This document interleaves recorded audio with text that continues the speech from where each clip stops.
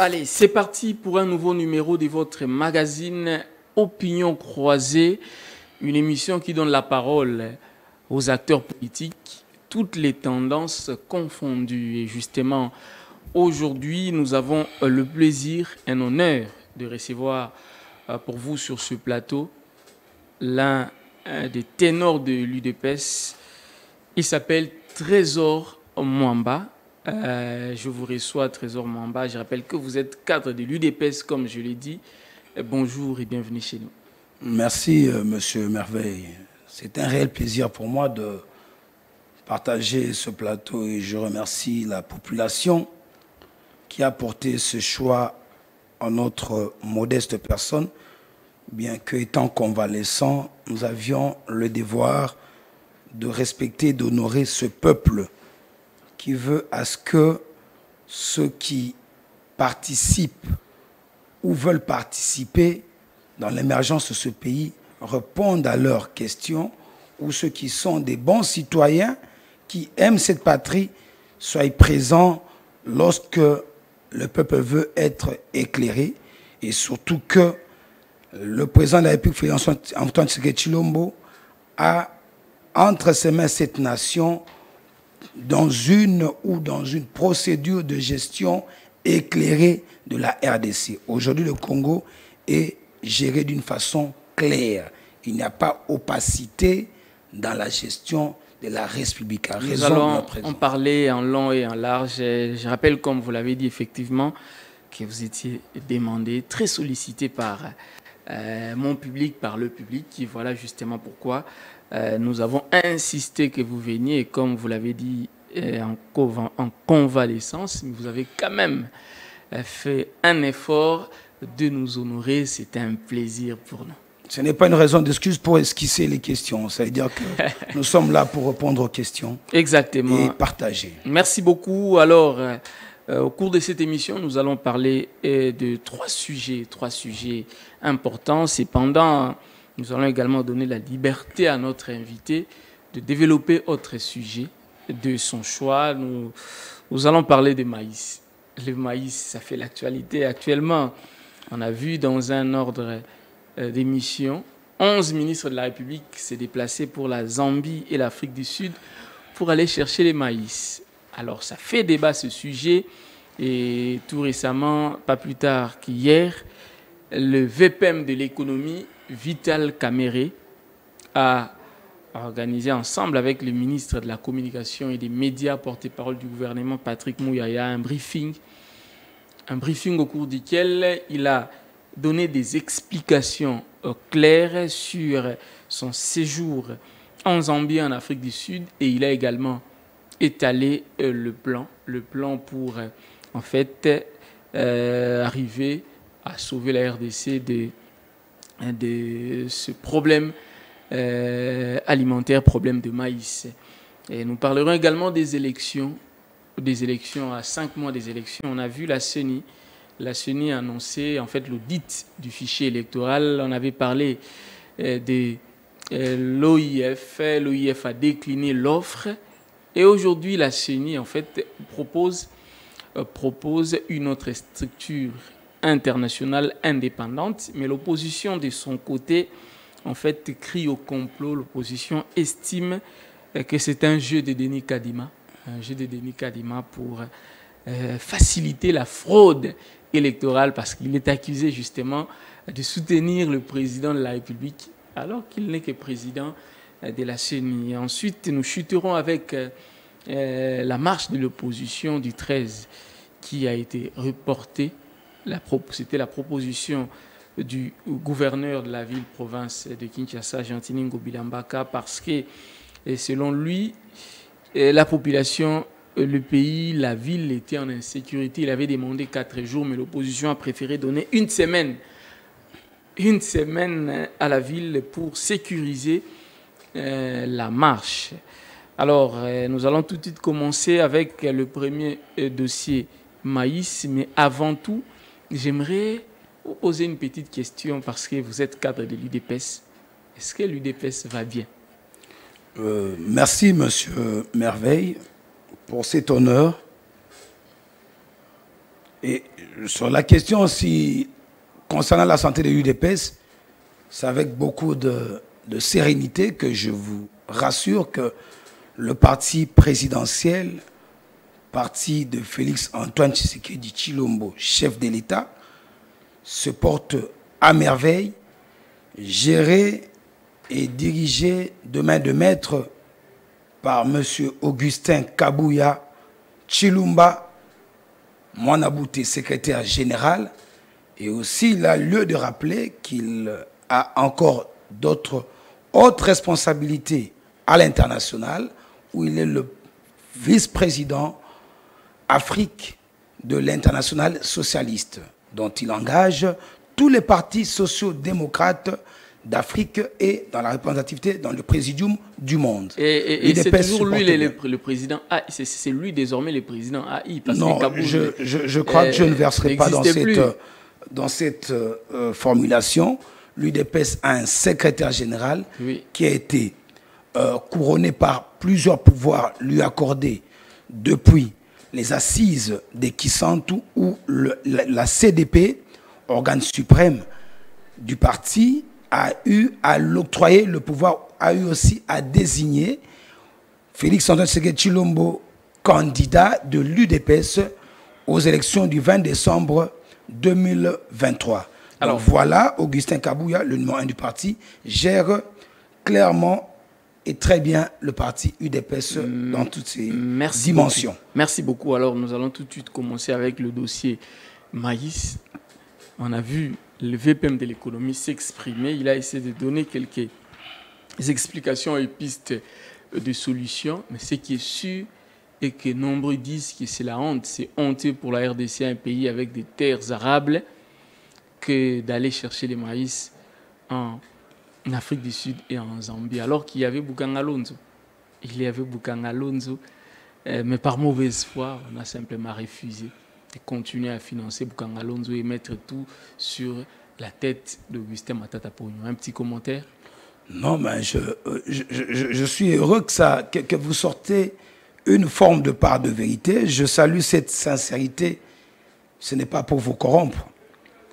Intellectuel de relever en tant que journaliste la question du parc agroalimentaire de Bukanga Lonzo, qui est une histoire extraordinaire qui devrait avoir même un film où l'acteur premier ou l'acteur principal porterait une cravate rouge et avec une coiffure rasée. Je cite Matata Pogno comme l'acteur de ce film qui doit être produit dans ce pays. Une honte pour une grande patrie comme la RDC. Et voilà les conséquences aujourd'hui. On cherche à trouver des boucs émissaires, prétendant que la question alimentaire est la résultante de la mauvaise gestion de l'actuel régime. Je dis directement non, faux et archi-faux. Gouverner, c'est prévoir. Gouverner, c'est aussi assumer. Oui. Gouverner, c'est produire et projeter des grandes réformes, chose qui est en train d'être faite. Parler de la crise du maïs, oui. Il y a lieu de rappeler d'abord un fait très important, que le maïs est parmi les céréales, si pas le céréale ou la céréale, la plus consommée au monde depuis ce XXe siècle. Je plains certains que je vois sur des plateaux de télévision, en lieu et place de parler en tant qu'homme d'État ou en tant qu'éducateur, on se livre à des théâtres comme ce que je vois dans les chefs des analystes soi-disant attachés à l'opposition. Non, mais ils n'ont pas le droit de critiquer. Ils doivent critiquer. La critique, elle est permise. Ne propose pas les pouvoirs, préfèrent se lamenter sur les cas Matata. Qui critique? Je vois un certain monsieur qui a par habitude de mettre une cravate rouge. Cette cravate rouge-là se retourne contre lui, c'est le sang des Congolais qu'il a consommé. Non, mais il a tué qui? Il a consommé. Non, mais il a consommé la faim. Cette faim, c'est le fruit de Matata Pogno. L'État congolais a déboursé des milliers de dollars qui, au lieu de nous produire du maïs, au lieu de nous produire du blé, Abukangalonzo, avec ses partenaires, la firme sud-africaine, via la primature, dont lui-même était en train de chapeauter ce qu'il lui appelait d'une façon déguisée une certaine troïka, une farce, permettez-moi le terme, laissez-moi cheminer. Allez-y, mais permettez qu'il y ait des relances. Je n'ai pas un problème pour ça. Débat, c'est ça effectivement, les opinions croisées. Voilà que monsieur, à la tête de cette vaste aventure, digne d'un conte de fées, digne d'une escroquerie d'Al Capone, au sommet de l'État, aujourd'hui, Bukangalonzo n'existe pas. Nous avons vu pousser une université privée. Non, mais c'est maintenant ça la récitation. Je ne vais pas en désordre. Oui. Monsieur Matata Mponyo est mal placé de parler de la gestion de la République. Il est mal placé de parler du leadership. Oui, je salue son leadership dans le détournement. Non, oui. Non, mais aujourd'hui, la crise que connaît le Congo... Est-ce que la justice a déjà rendu Matata Mponyo La question sera traitée. Je crois que les instances de justice s'en sont encore saisies. Mais la Cour constitutionnelle s'est déjà prononcée. Les arrêts de la Cour constitutionnelle les font objet d'aucun débat. Je ne suis pas venu pour cela. Je parlais en tant que Congolais, disant que M. Matata Mponyo, ancien chef du gouvernement, est mal placé de parler de la crise alimentaire ici au pays, parce qu'il est l'un des acteurs, l'auteur-compositeur de cette crise alimentaire s'appelle Matata Mponyo. Permettez que je vous relance avec une réalité par rapport à ce dossier, parce que les dossiers Matata Mponyo Maïs, c'est le même dossier, parce qu'il y a Bukangalonzo là à l'intérieur. Êtes-vous au courant que, je sais que vous êtes un économiste très pertinent, êtes-vous au courant que, en fait, que ce sont les importateurs étrangers de maïs et autres produits qui seraient à la base de l'échec de Bukangalonzo, parce que si la production locale est ou était suffisante, ben, ils ne seront plus en mesure d'écouler leurs marchandises. Les Congolais n'auront plus besoin de consommer les maïs importés. Êtes-vous au courant de ça? Écoutez, ne créons pas de faux fuyants, monsieur Merveille. La question présente aujourd'hui est celle de répondre et résoudre cette question du maïs. Oui. La question du maïs ne date pas d'aujourd'hui.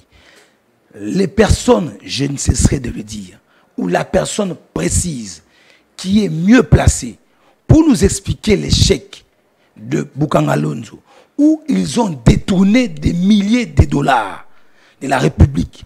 Cette personne s'appelle Augustin Matata Mponyo, qui se déguise en opposant. Monsieur doit avoir honte et se taire. Mais savez-vous qu'à l'époque, il y avait un ministre de l'Agriculture? Mais je commence par la tête. Qui est monsieur Matata Mponyo? Chaque ministre est responsable de son secteur. Je parle de Matata Mponyo et sa suite, parce qu'il pilotait ce programme en tant que Premier ministre. Il s'y était engagé énergiquement. Ne nous perdons pas, nous parlons du maïs de cette crise actuelle. Oui. Mais vous parlez des importateurs. Oui. Vous avez parlé du gouvernement de la République via le VPM en charge de l'économie, oui, qui a été dans le débriefing d'hier, oui, que je n'ai certes pas suivi dans la globalité, mais j'ai suivi quelques extraits me relayés par mes collaborateurs. Oui. Moi-même, en tant que chercheur, je sais que la question a été plus ou moins bien présentée, mais je plains quand même un seul petit fait. J'aurais tant voulu que le vice-premier ministre Vital Kamerhe se présente en tant que organe, en tant que régulateur, oui, en termes de prix et autres, se présente avec le technicien maison qui est le ministre de l'Agriculture. Ça, je plains ce casting-là. Il veut tout globaliser. Non, ne dites pas cela. Moi, je relève cela en tant qu'analyste. Oui. J'ai pris ça de très mauvais oeil. J'aurais tant voulu qu'il y ait ce deux volets, le côté régulateur qui engage, mais en tant que vice-premier ministre, il a quand même une forme de préscience. Je suppose qu'il en est capable aussi de présenter. J'aurais bien voulu que le ministre de l'Agriculture soit aussi présent. Mais la question du maïs n'est pas une question d'aujourd'hui, comme l'avons dit d'entrée de jeu. C'est une question où l'État congolais, dont le régime actuel hérite, avait failli à sa mission. Le gouvernement assume cela en essayant de mettre en place une stratégie devant pallier à cette question et répondre à cette question. Laquelle mesure a été prise, selon l'information suivie, c'est que des mesures urgentes ont été prises, qu'il y aurait zéro taxe des intrants durant 6 mois pour répondre à cette question pour la production locale, mais vous n'empêcherez pas une république de pouvoir se procurer aussi des produits à l'extérieur, parce qu'il y a interdépendance des économies.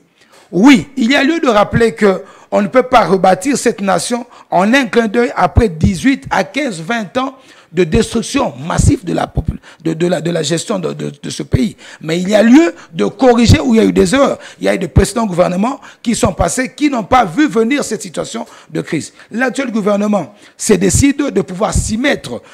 En termes de nombre de membres du gouvernement qui se sont déplacés, oui. Moi je ne peux pas en porter jugement. Pourquoi? Parce que il y a interaction entre les gouvernements, entre les membres du gouvernement. Ce n'est pas pour une seule question forcément. Vous êtes journaliste, je crois que vous devez aussi vous renseigner. Il y a plusieurs questions qui entrent en compte en termes d'échanges bilatéraux ou multilatéraux. Mais vous avez suivi. Nous avions, comme moi, et vous suivi l'intervention chez votre confrère, M. Kassamba, du ministre des Finances, qui a rappelé quelque chose de très important, qui a parmi ceux qui se font par accident appelés opposants, certains sont d'abord à la base de certaines bêtises qui sont faites entre nous, le Congo et la Zambie. Vous avez suivi le gouvernement zambien qui était étonné qu'on a même empêché. S'il vous plaît, il y a un point. Moi, je vais relever un point qui m'a beaucoup marqué et intrigué, où le passage d'autres importateurs dans l'Afrique du Sud qui fournit en termes de blé et autres, en termes de certains produits, dont l'interdépendance des économies africaines qui passent par la Zambie ne savait plus passer là. Et vous avez vu les Zambiens en train de se questionner. C'est pour vous dire... Trouvez-vous normal que l'on puisse parler d'une main noire? Qu'un ministre de la République se permette sur un plateau de télévision parler d'une main noire? Quelqu'un qui n'est pas plus fort que l'État, pensez-vous? Parce qu'il s'agit de Moïse Katumbi qu'on a cité. Pensez-vous que Moïse Katumbi est plus fort que l'État congolais et l'État zambien? Écoutez, je ne suis pas dans ce style-là. Moi, je ne suis pas de ce style-là. Je ne suis pas venu pour M. Katumbi. Je vous relève un fait et un exemple qui a été clairement expliqué par le ministre des Finances, où il y a eu des personnes très mal intentionnées. Si vous dites que c'est M. Katumbi, écoutez, non, mais lui, là, Katumbi, ils ont parlé de M. Katumbi. Mais il n'y a pas que Katumbi, mais ils sont cités, ils sont parmi des grands actionnaires avec certaines personnes certaines républiques qui attaquent le Congo. C'est honteux pour... Comment vous pouvez rendre quelqu'un plus puissant? Non, écoutez, je ne parle pas de vous. Je ne parle pas de vous. Ne réduisez pas la République au niveau d'un individu. Ça, ce n'est pas... C'est vous qui voulez le rendre puissant. C'est parce que vous êtes arrangés tous journalistes de toujours le glisser dans tous les débats. Ça, on a compris le jeu. Non, mais ces débats, on en parle. Vous savez, c'est vous qui avez parlé de Nicolas Kazadi. J'ai parlé du ministre des Finances en termes de ce qu'il a expliqué. Oui. Je n'ai pas cité le nom de qui que ce soit, du monsieur qui venait de citer. Je ne l'ai pas cité, c'est vous qui l'avez fait sa pile. Évoluons. Et voilà que cette situation doit être répondue. Oui. Le gouvernement de la République est décidé de pouvoir s'impliquer totalement. J'aurais bien voulu que le ministre de l'Agriculture soit là aussi pour éclaircir la situation, mais le ministre de l'Économie a largement répondu à cette question. Je suis convaincu que la réponse sera résolue, la question sera résolue le plus tôt possible. Et nous ne sommes pas le seul pays au monde qui connaît des situations, des crises alimentaires, des crises en termes d'importation. Raison pour laquelle la filière production maïs et autres productions devrait être relevée. Vous voyez comme ça le service national en train d'abattre un travail. Ne dites pas qu'il n'y a pas de maïs sur le marché, mais il y a une diminution en termes de production. Le Congo, sur le plan international, il y a des indicateurs. C'est pourquoi je préfère les gens que lorsque nous parlons de certaines choses, référons-nous à certaines sources. Vous savez que sur le plan international, entre l'an 2000 et 2020, étalé à 10 ans, 10 durant 30 ans, le Congo se postule de 2010 à 2020 et en 43e position en termes de production, en termes de tonnage.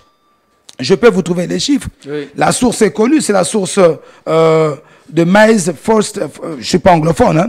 First Food and Agriculture Organization. United Nations. C'est vérifiable. La hauteur des chiffres a été indiquée. Le Rwanda, que vous aimez bien, est 77e. Il y a plusieurs pays qui sont à la queue. Le Congo est à la 43e position devant le Cameroun, devant le Japon qui est largement loin. Et les grands producteurs en termes de tonnage à l'international, il y a les États-Unis, la Chine, le Brésil, l'Argentine et l'Ukraine. Écoutez, l'interdépendance des économies ne peut pas être une honte. Ça, j'aimerais qu'on puisse arriver à se comprendre sur ce point. Ce n'est pas une honte. L'interdépendance des économies n'est pas une honte. L'Europe occidentale dépend largement de la Russie en termes de gaz. Ça, vous le savez. Plusieurs pays d'Afrique ou de pays européens dépendent de certains pays d'Afrique en termes de consommation. La banane vient du Brésil pour la grande consommation européenne. Est-ce que cela sous-entend que l'Europe n'est pas industrialisée? Écoutez, lorsque nous parlons République, nous devons mettre du sérieux. Relevons les failles en termes de gestion, mais ne disons pas que n'empêchez pas une République d'interdépendre de certaines entreprises. Parce que les technologies, dans ce monde globalisant, sont aujourd'hui interdépendantes. Mais nous exhortons le gouvernement de la République démocratique du Congo de ménager de faire beaucoup d'efforts en termes de la production locale et puis en termes de création. C'est pourquoi vous allez remarquer que l'actuel gouvernement de la République, et je salue ce que fait le gouvernement de la République en allouant beaucoup de fonds et décidé à allouer plusieurs fonds. Merci. Dans le secteur d'agriculture, ils ont réajusté cela et je salue le travail que fait le ministre des Finances quant à ce. Écoutez, beaucoup. La meilleure façon de préparer l'avenir, hein, comme l'a dit un vaillant Congolais, je cite encore Nicolas Kazadi, c'est faire des investissements publics. C'est quoi les investissements publics? C'est lorsqu'on alloue des fonds à des secteurs premium, entre autres l'agriculture, parce qu'on a réajusté des fonds pour ça. Ça, il faut le savoir. Allez-y voir les indicateurs. Mais apparemment, le ministre de l'Agriculture n'est pas souvent associé. Mais non. Je crois que nous venons d'avoir un réaménagement du gouvernement de la République. Vous êtes censé savoir que tous les ministres qui viennent d'entrer en fonction sont en train, certes, de travailler, mais nous poussons encore notre gouvernement de la République de mieux encadrer. Lorsque nous parlons des investissements publics, le Congo est en train de se distinguer quant à ceux. Et ces investissements publics, c'est à consommation prochaine aussi, future. Ça crée de l'emploi, les routes. Et il ne faut pas ignorer ce qui fait la République. Espérons que ça va avancer. J'aimerais qu'on aborde le deuxième sujet. Permettez, M. Merveille, pour pas clore cette question, parce qu'on veut de réponses claires, le gouvernement est déterminé à décider de s'y mettre. Je salue l'annulation de la taxe. Zéro taxe durant ce semestre. Je sais que la production du maïs ne dépasse pas un semestre et il y aura aujourd'hui, je comprends que c'est là l'interdépendance des ministères ou la collaboration étroite entre les ministères. Ne soyez pas surpris qu'il y ait toujours une permanence des échanges entre les ministères parce qu'il y a l'infrastructure qui doit rentrer en compte pour les routes. Des desserts agricoles où il faut qu'on puisse réellement travailler encore ravitailler à Kinshasa. Ravitailler pas Kinshasa parce que le Congo est large, parce que la question touche beaucoup plus les deux grandes provinces, la province du Kasaï, le Grand Kasaï et le Katanga qui sont connus pour la grande consommation de ce produit qui est la farine de maïs. Et arrivons à un stade où aujourd'hui le Congo peut aussi être un grand producteur en termes de la région pour desservir aussi la région. Ce n'est pas une honte. Mais sachez que le Congo-Brazzaville aussi dépend de plusieurs produits de la RDC. Ça, vous n'en faites pas mention.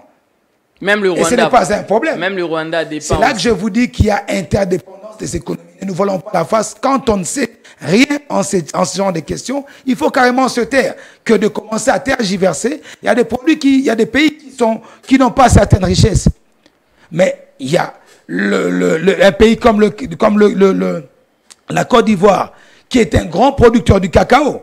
Mais ce que nous plaignons aussi au Congo, c'est qu'il faudrait une grande prise de conscience. Il faut un grand engagement gouvernemental pour relever la firme de production locale, comme la volonté y est. Je crois que l'actuel gouvernement de la République est déterminé, et le président de la République est tellement déterminé à pouvoir relever toutes les firmes de la République. Merci beaucoup. J'aimerais qu'on passe au deuxième sujet, élection. Oui. Élections, je sais que l'UDP s'attend. Les élections, vous-même, Trésor Mwamba, vous attendez les élections parce que vous serez quand même candidat. Vous serez candidat, sauf si vous attendez l'aval du parti, mais là n'est pas vraiment les... Non, mais écoutez, une candidature de députation nationale ou du sénatorial ou de la provinciale ou encore du municipal n'est pas une dépendance d'un aval. Moi, d'aval d'un parti. Moi, je suis un monsieur indépendant et libre d'esprit. Oui. Et vous savez, c'est ces petits complexes que certains jeunes Congolais ont d'être toujours dépendants. Les ambitions exprimées ne dépendent pas d'une voix externe, mais ça doit être une conviction personnelle. Si monsieur Mwamba sera candidat, au moment opportun, vous serez informés dans toutes leurs dimensions. Merci beaucoup. Alors, en parlant élection actuellement, c'est l'organisation, c'est la CENI qui est sur scène. On a vu les récentes sorties des animateurs de la CENI. D'abord pour les nettoyages du fichier électoral. On a commencé avec l'Organisation internationale de la francophonie. On a donné 4 jours à l'OIF et l'OIF a refusé. L'OIF a décliné l'offre et l'OIF a refusé que l'on dise après que s'il y a eu glissement, c'est parce que l'OIF n'a pas bien fait son travail, n'a pas fait le travail à temps. Et aujourd'hui, la CENI a annoncé donner ce marché à une autre organisation. Mais de l'autre côté, l'opposition crie à une préparation de la fraude. C'est Martin Fayulu qui s'est exprimé dans ce sens-là. Apparemment, Denis Kadima n'aimait pas l'opposition en confiance. Je commencerai par la question sur l'OIF. Oui. Écoutez, j'aimerais que les Congolais me suivent avec beaucoup de pertinence, avec beaucoup d'attention plutôt. D'abord, cette OIF, moi je salue d'abord le travail qu'a la CENI et toute son équipe, dont à la tête M. Kadima et tous ses autres adjoints et collaborateurs, qui sont déterminés à organiser ces élections dans le délai constitutionnel. Ceux que vous appelez par accident opposants, qui dans la grande partie et grande majorité composés des mécontents, sont des personnes non sincères. Ici, avec vous, dans ce pays, vous êtes un journaliste à bonne réputation, l'un d'une quelconque flatterie. Vous savez comme moi que parmi ces gens qui se font appeler opposants, la tendance FCC, qui est aujourd'hui une coquille totalement vide, reste avec Joseph Kabila et tous ses copains, ceux-là ont clairement dit qu'ils n'iront pas, ils ne vont pas s'enrôler. Honte à eux, les Congolais ont largement répondu à l'appel. Mais certains disent que ce sont des chiffres qui sont montés de toutes pièces. C'est du populisme. Par la CENI, par Kadima. C'est du populisme. On gonfle les chiffres pour faciliter la victoire à l'UDP. Laissez-moi finir. Écoutez, c'est une farce, c'est du populisme. Je parlais du camp, oui. Du camp Kabila, je peux appeler ça comme ça. Le camp Kabila, le camp FCC, qui, nous savons que, à part M. Kabila, que je n'ai pas vu aller s'enrôler, je crois que je n'ai pas vu en tant qu'homme politique, il est politique, c'est quand même quelqu'un qui a géré cette patrie, ses sorties sont remarquables, à part M. Kabila, qui ne s'est pas enrôlé, M. Chadari et toutes leurs petites cliques qui ne se sont pas enrôlés, honte à eux, les Congolais ont massivement répondu à l'appel de la CENI. Mais le PPRD, la grande partie, le PPRD ne s'est pas enrôlé. Je vous parle des individus ou des personnes qui sont qui s'affichent chez PPRD. Ils sont seuls. Les Congolais ont répondu à l'appel de la CENI et ont compris la volonté manifeste du chef d'État à aller aux élections. À part cela, ces personnes que je vous ai citées, quelques personnes, ils ne sont pas plus de 100 qui ne se sont pas enrôlés. La grande partie congolais se sont enrôlés. Je partage, je suis de cœur avec ceux qui sont à l'Est. Il y a une partie de l'Est où il y a quelques Congolais qui n'ont pas pu le faire suite il faut le dire, Bunagana, on ne s'est pas enrôlé. À des questions liées à l'insécurité de l'Est héritée de nos amis, la volonté y est de finir. Non, mais ils ont terminé. Je vais évoluer, s'il vous plaît. Allez-y. Les autres opposants. Mais nos amis doivent comprendre une chose. Il y a lieu aujourd'hui de dire merci et de demander pardon. Merci et pardon à qui? Merci à la CENI pour avoir respecté son calendrier tel que présenté par M. Kadima, en informant qu'il y aurait élection le 20 décembre et la procédure, le processus a déjà en cours. Mais il n'y a pas encore élection. Je vous dis ceci, le 20 décembre, il y aura élection. Cette émission nos amis, est enregistrée. Qu'elle soit enregistrée, il n'y a pas de problème. Mettre cet extrait la manœuvre de ce qu'ils appellent glissement, je vous ai toujours dit, je l'ai toujours dans plusieurs plateaux, que ceux qui attendent le glissement attendront jusqu'au retour du Christ. Tant que Félix Tshisekedi est au pouvoir, il y aura respect de la Constitution. Je peux vous rassurer, je connais l'homme, je connais l'école politique dont est issu ce président de la République, qui est l'école UDPC, l'école d'Étienne Tshisekedi Wamulumba, l'école du peuple d'abord, et le respect des paroles. Il y aura élection. C'est à la CENI organisatrice de cette élection à nous présenter des bonnes élections. Parlons de la question de nos amis de l'EIF. Oui. Mais attendez, c'est une machination. Quelle machination? Laquelle machination résulte? Mais qui dirige l'EIF? C'est une correspondance du Rwanda, madame l'ancienne ministre des Affaires étrangères. C'est un non-événement. La CENI est libre. Parce que les experts de la CENI, est dirigé par une Rwandaise. Ils n'ont pas refusé. Écoutez, c'est une farce. Je ne suis pas membre de la CENI, oui. C'est la Commission électorale nationale indépendante. Je ne peux pas trop y placer des mots parce qu'ils ont lancé l'appel d'offres. Je ne sais pas c'est quelle firme ou quelle structure qui, à l'international qui va y participer. Je salue ceux qui vont le faire. Nous attendons, nous en tant qu'UDPS parti politique, nous ne sommes pas dans toutes ces distractions-là. Nous sommes concentrés. Vous attendez les élections dans aux élections dans le délai constitutionnel. Nous, UDPS, nous sommes concentrés.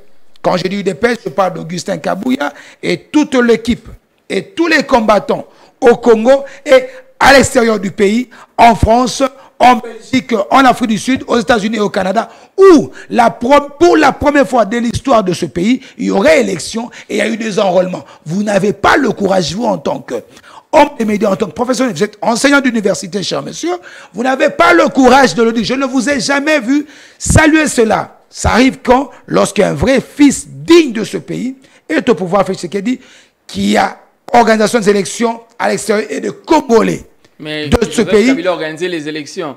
Écoutez, 3 fois. Attendez, vous parlez de 3 fois, monsieur.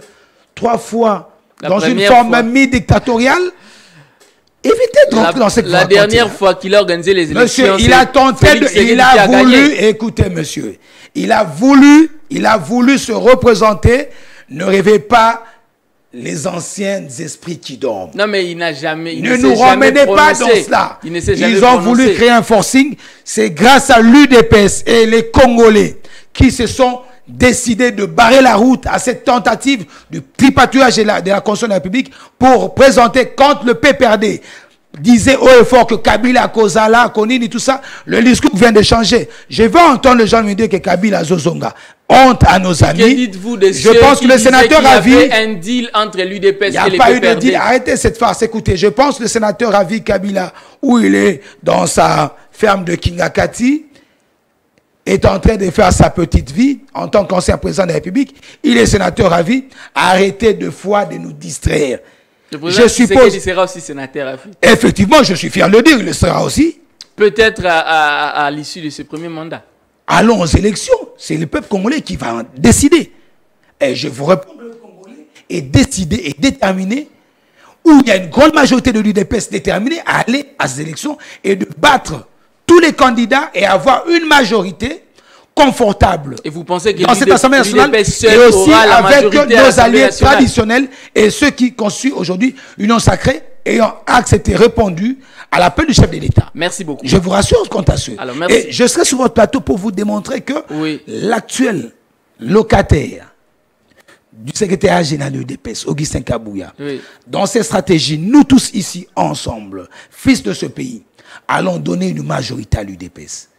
Et nous allons vivre pas à l'Union sacrée, mais à l'UDPS. Monsieur, je suis membre de l'UDPS, je parle d'abord de mon parti politique. Écoutez, il faudrait lire la charte. Ce n'est pas surréaliste que de dire que l'UDPS aura Je commence, écoutez, je parle de l'UDPS en tant que parti politique, membre de l'Union sacrée, qui doit aller. Vous savez, la charte de l'Union sacrée rappelle à tous les partis politiques d'aller se préparer, de rafler une majorité, de venir. Nous allons faire une répartition proportionnellement à votre apport. C'est là que je dis à tout le parti politique de ne pas s'endormir sur leur laurier, pensant que certains, l'UNC va faire le boulot pour les autres, le MLC du président Bemba fera du boulot pour les autres, l'UDPS d'Augustin Kabouya fera du boulot pour les autres, le parti comment il s'appelle, de Joe Biden, j'aime bien l'appeler comme on l'appelle, le patriarche Mbosso fera du boulot pour les autres. Je demande à tous les partis politiques de bien lire la charte et d'aller travailler. Allons chercher cette majorité ensemble, mais moi en tant qu'UDPS, je parle et j'assume mes propos. Parlons d'abord de mon parti politique. L'UDPS va donner la majorité. L'UDPS en tant que parti politique donnera cette majorité, partagée bien sûr avec certains alliés et tous ceux qui sont issus de l'Union sacrée, qui doivent être sincères avec entre nous et qui l'on donne cette majorité au président de la République, Félix Tshisekedi Tshilombo, pour qu'il y ait une bonne gestion encore de la République. Nous sommes déjà en train de chuter, il ne nous reste que 5 minutes. J'aimerais que dans les 5 minutes que l'on place un mot sur la marche de l'opposition du 13 qui était reportée pour le 20. Vous, en tant qu'acteur de l'UDPS, surtout que j'ai vu sur les réseaux sociaux, à travers les médias, que les jeunes de l'UDPS vont aussi marcher le même 20. Est-ce que ce n'est pas pour chercher un affrontement direct? Est-ce que ce n'est pas un faux fouillant? Vous parlez, je ne suis pas porte-parole de je ne sais pas c'est quel parti d'opposition là. Je parlais de l'opposition dans son ensemble, ça veut dire les LGD, Matata Pogno, l'ensemble de Moïse Katumbi, Lamouka et Sidé de Martin Fayoulou et tous les autres, Franck Diongo notamment. Mais j'ai vu que l'UDPS aussi annonce, les jeunes de l'UDPS annoncent une marche ce même 20. C'est un problème. Attendez. On doit se mettre d'accord sur un point. Monsieur Jones, arrêtez-vous en tant que professionnel des médias de déphaser les choses. Je crois avoir suivi le gouverneur de la ville de Kinshasa, M. Ngobila Mbaka Gentini, accompagné son adjoint Jekoko Moulumba, convoqué les opposants de circonstances. J'ai vu le secrétaire du parti de l'honorable Fayoulou, j'ai vu ceux de M. Katumbi, j'ai vu le monsieur de Bukangalonzo, qui doit normalement être poursuivi. Sénateur Matata Pogno, il est sénateur. J'ai vu le camp de l'ancien Premier ministre, Matata Pogno, qui doit répondre à cette question du détournement des milliers d'argent de dollars de la République, à la question de Bukangalonzo, et l'autre là. Vous voyez, et l'autre là, écoutez, arrêtez de faire la pub des gens. Et l'autre là, tous ensemble, on proposait de faire. Attendez, on est dans un pays démocratique où la gestion est décentralisée. Kinshasa, en tant que ville, a décidé qu'il n'y aurait pas moyen d'organiser cette marche. Qu'est-ce que l'UDPS a à voir là-dedans? D'ailleurs, nous, en tant qu'UDPS, sommes en plein aussi l'attitude de la ville de Kinshasa. Comment ça? Parce qu'ils ont parlé d'un 13 mais un 12. Écoutez la beauté et le respect des institutions de la République. Nous avions notre activité traditionnelle, un rendez-vous normal. Une matinée politique qui n'en ferait rien, qui ne dérange rien, où Augustin Kabouya a convié les combattants à la causerie morale. On nous surprend là par la ville de Kinshasa et la sécurité de Kinshasa. Nous demandons d'arrêter notre activité. Nous avons obtempéré. Nous avons obtempéré. Alors qu'est-ce que l'UDPS avait à voir? On a du 13. Nous sommes un 12. Nous avions respecté la ville de Kinshasa. Augustin Kabouya a demandé à tous les combattants, tous, nous sommes rentrés chez nous. Mais écoutez, en ce qui concerne la marche des nos amis là, ils vont faire leur marche, ça nous concerne quoi? J'aurais appris qu'on les a proposés pour le 18. Mais écoutez, les jeunes de l'UDPS ont annoncé leur marche de soutien des institutions, ça dérange en quoi? On a du 20. Pourquoi la même date à la même date? Écoutez, la jeunesse de l'UDPS a annoncé pour le 20, la ville de Kinshasa, arrêtez de déphaser, a accordé la date du 18 à vos opposants là, à l'honorable Fayoulou. Écoutez, la jeunesse de l'UDPS a annoncé. Ils ont des autorisations. Parce que non, monsieur. Écoutez, monsieur, vous êtes choisi la date du 20. S'il vous plaît, monsieur Merveille, vous êtes un professionnel des médias, il faut savoir recadrer les choses, s'il vous plaît. La ville de Kinshasa, j'aimerais que le Congolais me suive très bien, a demandé, a écrit à ces messieurs-là, à l'honorable Fayoulou, M. Katumbi, M. Matata Pogno, le sénateur, et l'autre, de pouvoir se présenter en date du 18. On l'a accordé pour le 18. Mais la jeunesse de DPS a déjà déposé pour le 20. Il n'y a pas de marche de l'opposition le 20, logiquement. L'UDPS avait déposé avant que l'opposition ne puisse proposer la date du 20. C'est ce que vous voulez dire. Monsieur le journaliste, arrêtez de dire ce qui n'est pas vrai. Dites la vérité. La vérité est celle-ci. La ville de Kinshasa a accordé à nos amis, là, la date du 18. Ceux qui parlent du 20, c'est leur affaire. Mais je vais raconter la petite... L'UDPS, la jeunesse UDPS est déterminée de marcher pour accompagner, pour appliquer, pour exprimer son soutien au chef de l'État, son soutien aux institutions de la République, et ça dérange encore, et son soutien au FRDC.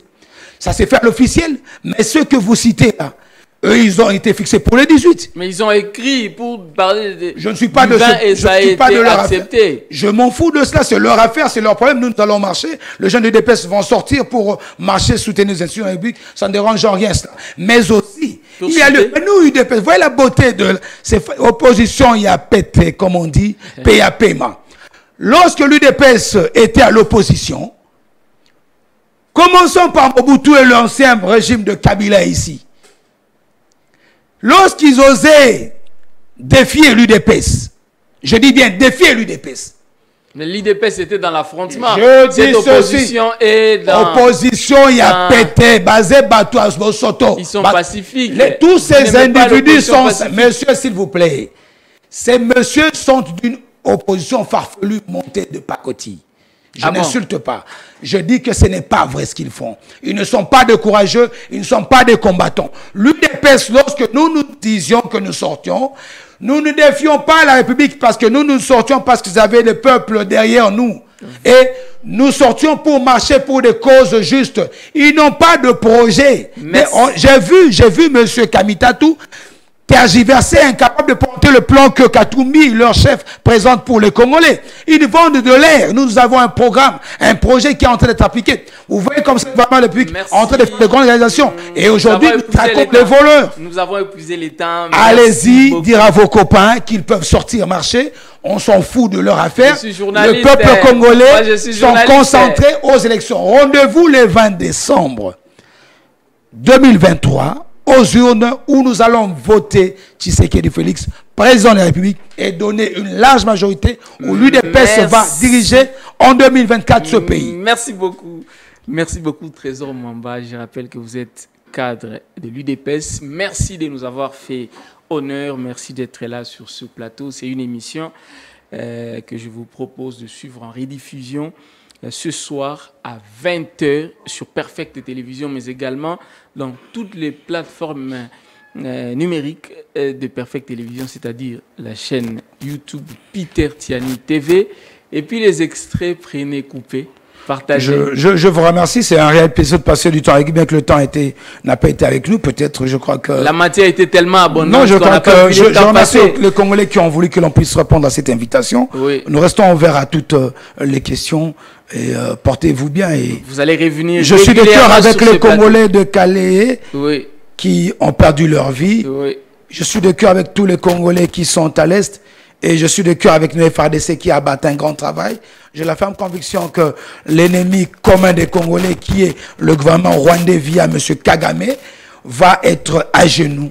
Et nous sommes un peuple de paix. La RDC n'est pas à vendre. Ceux qui ont voulu la détruire sont out de pouvoir. Tshisekedi est déterminé à rétablir le Congo dans ses droits.